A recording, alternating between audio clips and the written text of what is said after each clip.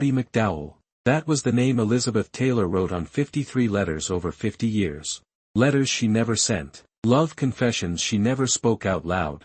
When her children found them after she died, they couldn't believe it. Their mother had loved her best friend her entire adult life, but she could never tell anyone. Because Roddy was gay. And Elizabeth was the most famous woman in the world. In 1950s Hollywood, that kind of love would have destroyed them both. So Elizabeth hid it. Married 8 other men. Spent 50 years pretending. This is that story. March 2011. Elizabeth Taylor had just died at Cedars-Sinai Medical Center in Los Angeles. 79 years old. Congestive heart failure. The end of an era. Within hours, her children gathered at her Bel Air mansion. The house was enormous. 8 bedrooms. Rooms filled with decades of memories. They had to go through everything. Decide what to keep, what to donate, what to sell. Elizabeth's personal assistant had already started organizing. She'd spent weeks sorting through closets and drawers, boxing up clothes, cataloging jewelry, arranging photographs. The letters were in Elizabeth's bedroom, boxes and boxes of them, thousands of letters spanning 6 decades. Elizabeth's daughter, Liza, decided to start there. She opened the first box. Letters from the 2000s. Recent correspondence. Thank you notes. Messages to friends. Nothing unusual. She opened the second box. Letters from the 1990s. More of the same. Then she reached the third box. And at the very bottom, underneath everything else, she found something that made her freeze. An envelope. Thick, heavy, expensive cream-colored paper. Sealed with dark red wax. On the front, in Elizabeth's handwriting, private. To be opened only after I'm gone. Liza called her brothers. Michael and Christopher. They came into the bedroom. Gathered around. Should we open it? It says private. But she's gone now. She must have wanted someone to find it eventually. Otherwise why keep it? They debated for 20 minutes. Finally agreed. They were her children. If anyone had the right to know, it was them. Liza broke the wax seal. Opened the envelope carefully. Inside were 53 letters. All addressed to the same person. All written over 5 decades. The earliest dated 1959. The most recent dated December 2010. Letters Elizabeth had written but never sent. Secrets poured onto paper but never spoken aloud. And the name on every single letter made all 3 children stop breathing. Roddy McDowall. Elizabeth's best friend since they were teenagers. The person who'd been in her life longer than almost anyone. Her constant companion through marriages, divorces, scandals, triumphs. But these weren't friendship letters. These were love letters. Wait. It gets worse. The first letter was dated May 15, 1959. Just 3 days after Elizabeth married Eddie Fisher. Liza read it out loud to her brothers. My darling Roddy, I married the wrong man today. I know that now. I should have married you. God knows I wanted to. But you know why I couldn't. The world would never understand. Hollywood would destroy us both. So I married Eddie instead. Safe, acceptable Eddie. And I'll spend the rest of my life pretending this is what I wanted. Forever yours, E.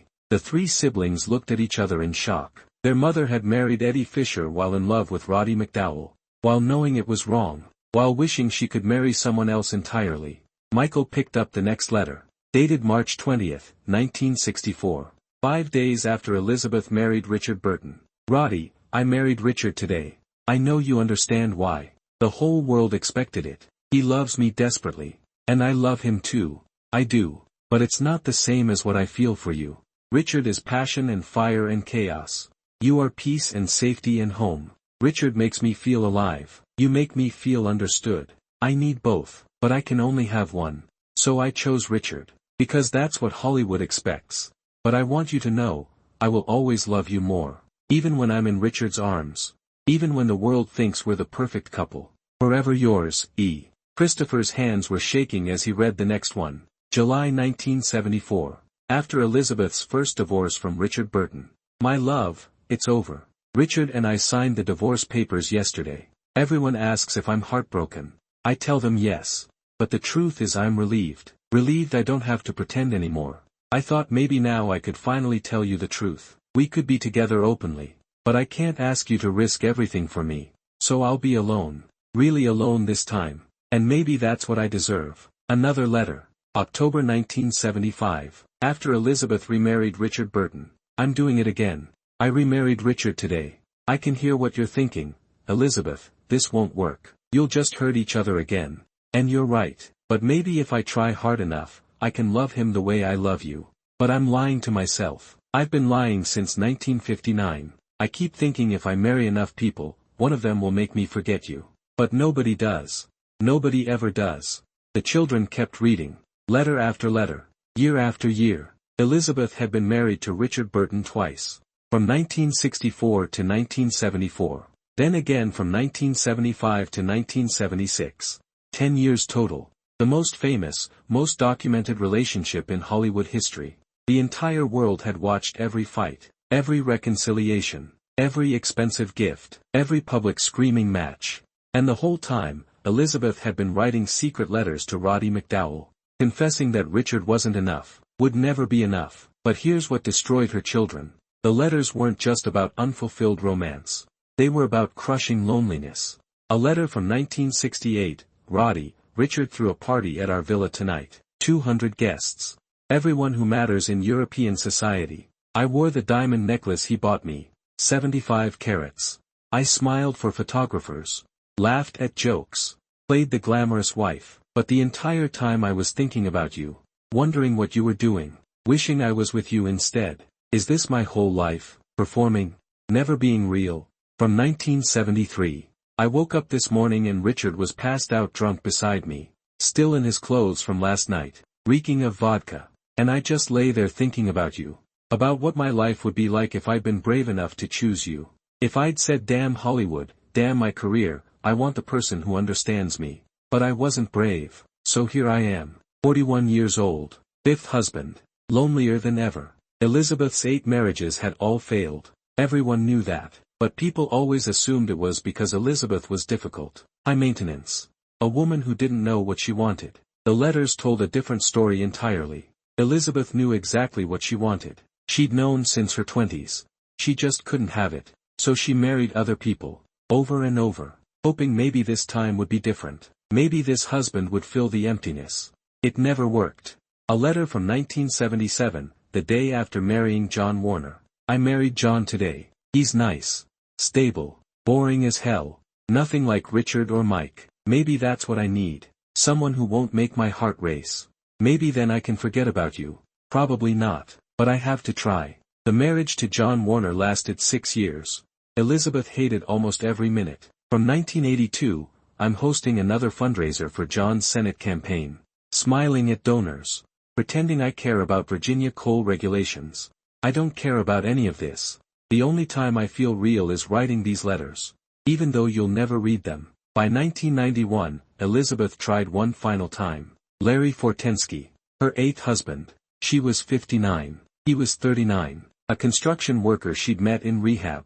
The day before that wedding, I'm marrying Larry tomorrow. I know it's a mistake. Everyone thinks I'm crazy. They're probably right. But I'm almost 60 and so tired of being alone. Even though the person I want has always been you. But you made your choice years ago. And I have to respect that. That marriage lasted 5 years. After the divorce in 1996, Elizabeth never married again. Never even seriously dated. From 1997, I'm finally alone. Truly, completely alone. No husband. No prospects. Just me. And it's not as terrifying as I thought. Because I've always been alone. Even when I was married. Even when I was supposedly in love. The loneliness was always there. At least now I'm not pretending. Then came the last letter. December 15, 2010.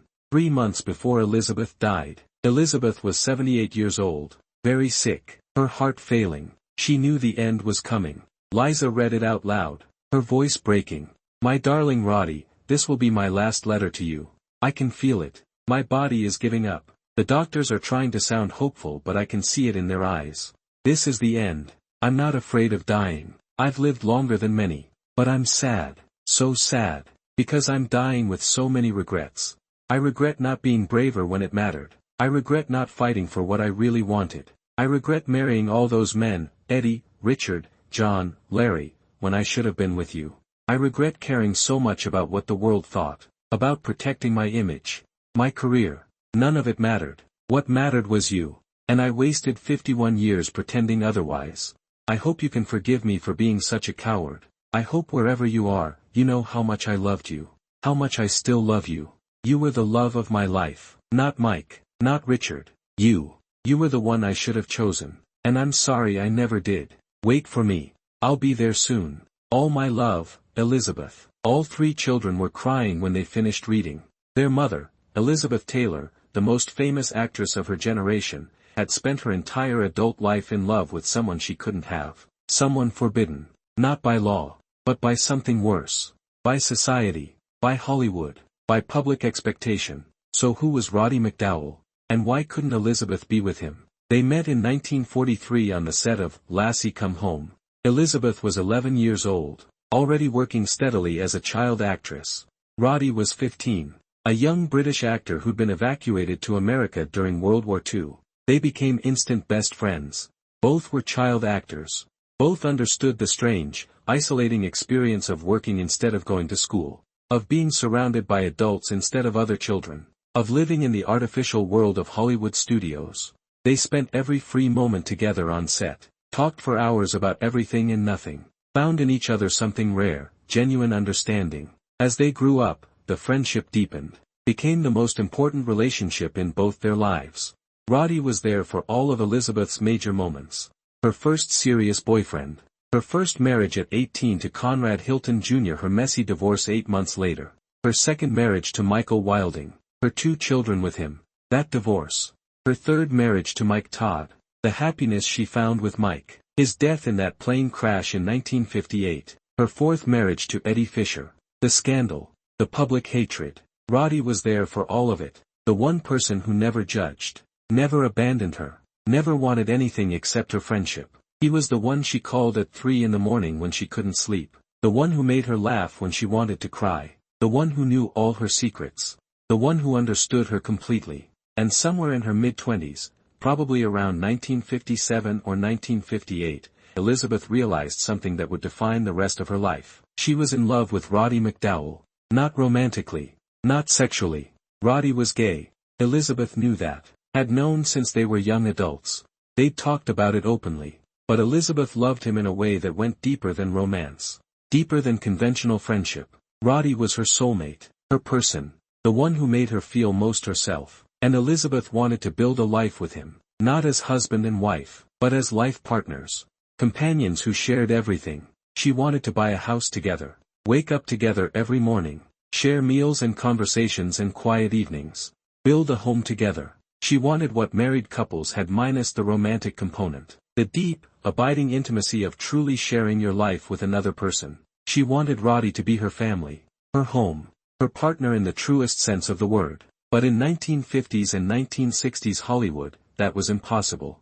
If Elizabeth Taylor, the most famous actress in the world, had tried to build a domestic partnership with Roddy McDowall, a gay man, the questions would have been vicious and immediate. Why aren't they married? What's the nature of their relationship? Is she covering for him? Helping him hide his sexuality? Is she gay herself? In that era, those kinds of rumors destroyed careers. Ended lives. People were blacklisted. Driven out of Hollywood. Some committed suicide rather than face the exposure. Elizabeth had seen it happen. Knew the dangers.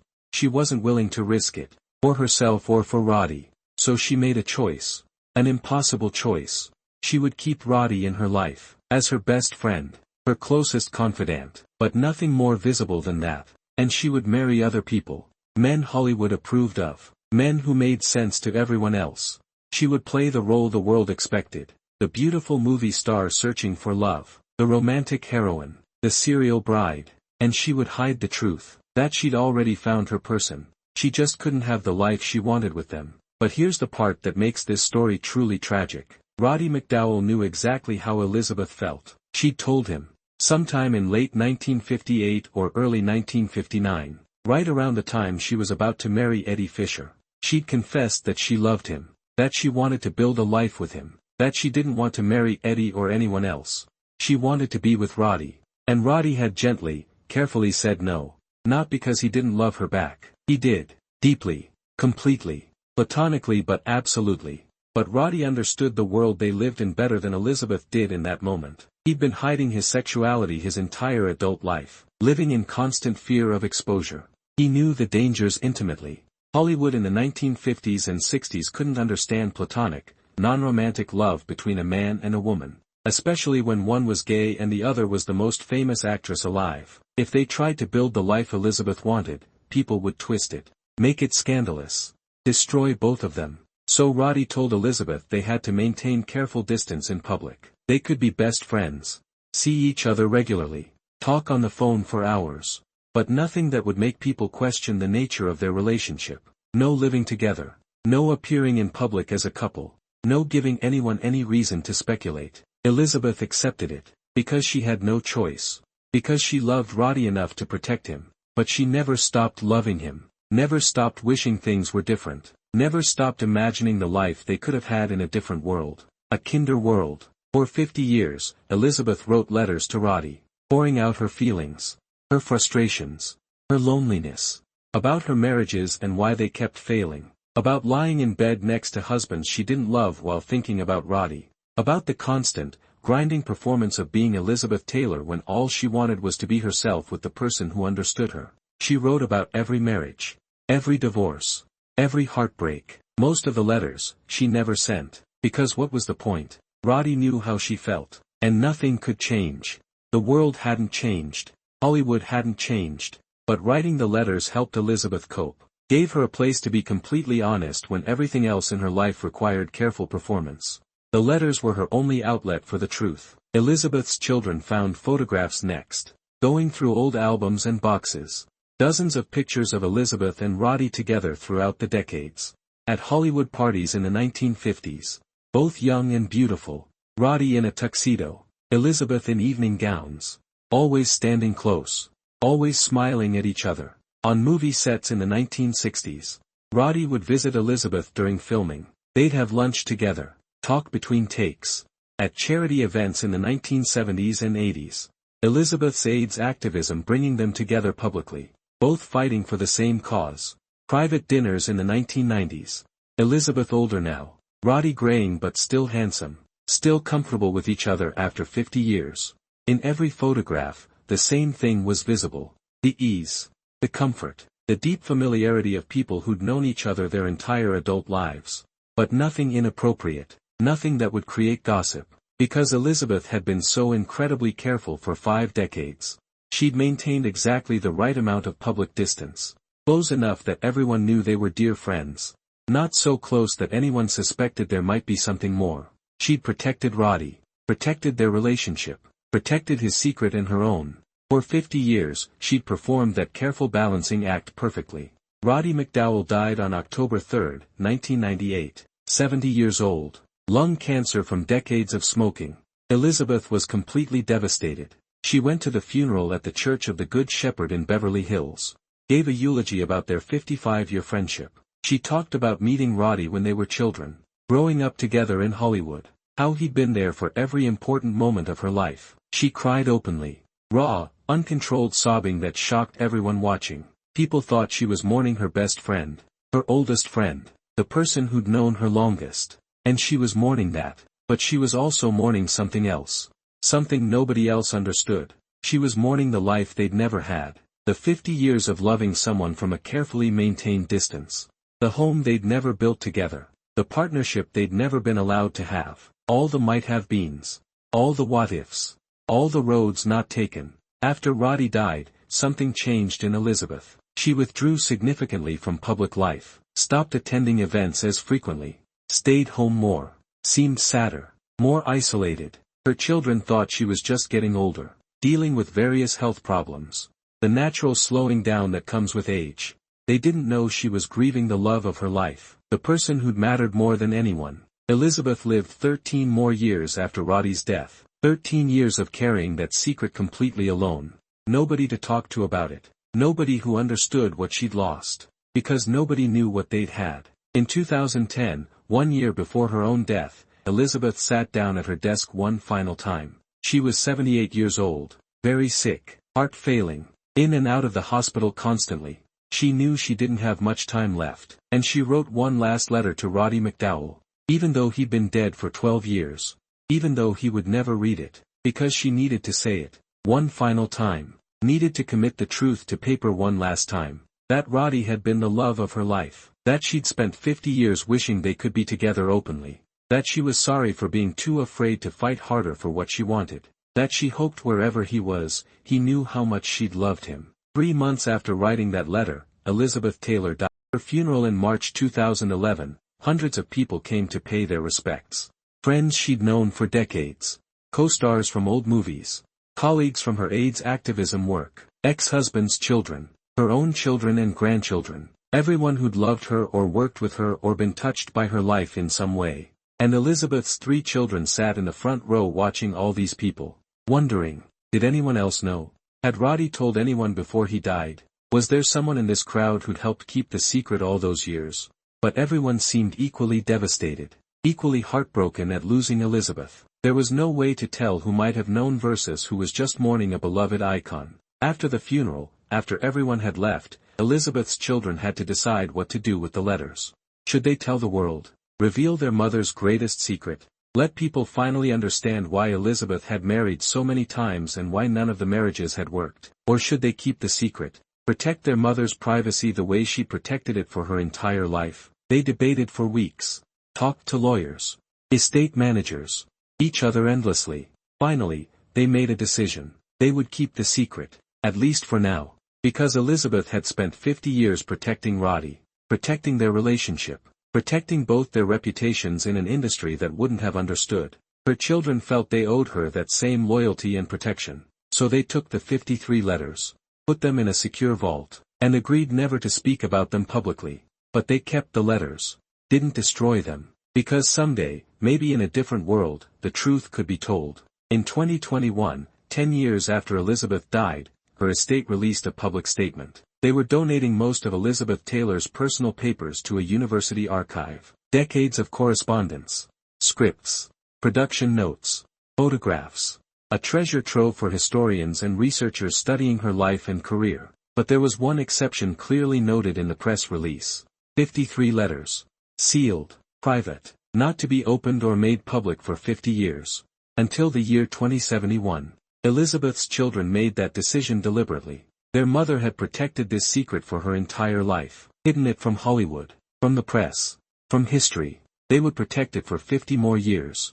Until everyone who'd known Elizabeth and Roddy personally was gone. Until enough time had passed that revealing the truth couldn't hurt anyone. Couldn't damage any reputations. Couldn't cause any pain. In 2071, those 53 letters will finally be unsealed. Opened. Read by historians.